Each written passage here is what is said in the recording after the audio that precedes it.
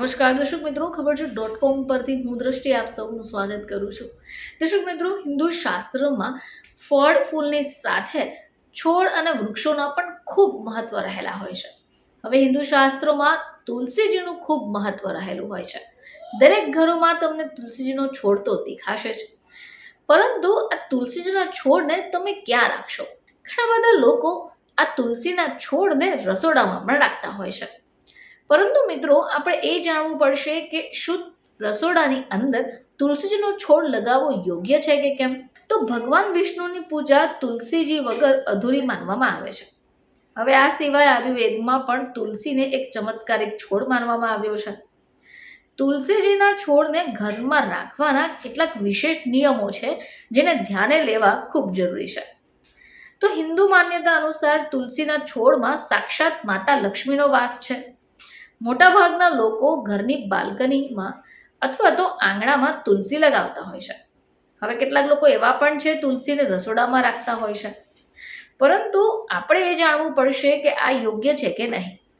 તો આ વિષય પર જ ભોપાલના જ્યોતિષીજી અને વાસ્તુ સલાહકાર પંડિત હિતેન્દ્ર કુમાર શર્માએ ન્યૂઝ 18 હિન્દી સાથે વાતચીત કરી હતી અને તેમણે આ વિષય ઉપર ચર્ચા પણ કરી.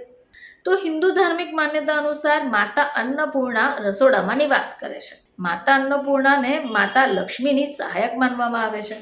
હવે આવી સ્થિતિમાં જો રસોડામાં તુલસીજીનો છોડ લગાવવામાં આવે તો તે શુભ માનવામાં આવે છે.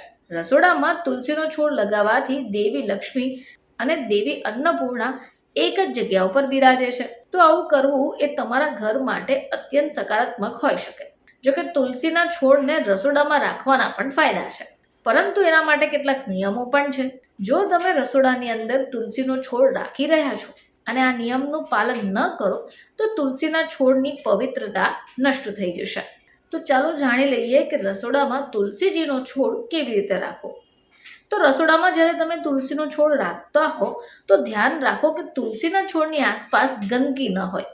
હવે આ સિવાય તુલસીના છોડની પાસે ખાલી વાસણો પણ ક્યારે ન રાખવા જોઈએ.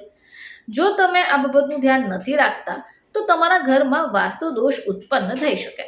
જો તમે રસોડામાં તુલસીનો છોડ રાખતા હો અથવા વિચારતા હો તો દરરોજ તમારે તુલસીના છોડની પૂજા કરવી જોઈએ. આ ખૂબ મહત્વપૂર્ણ છે. તુલસીના છોડની પાસે દીવો પ્રગટાવવો પણ મહત્વપૂર્ણ છે. રવિવાર સિવાય અન્ય કોઈ પણ દિવસે તમે તુલસીની પૂજા ફરજિયાતપણે કરવી જોઈએ. તો દર્શક મિત્રો, આ એ નિયમો છે કે જે તમારે રસોડામાં તુલસીને રાખતા પહેલા જાણી લેવા જોઈએ. ફરીથી તમારી સમક્ષ હાજર થઈશું. ત્યાં સુધી જોતા રહેજો ખબર છે .com.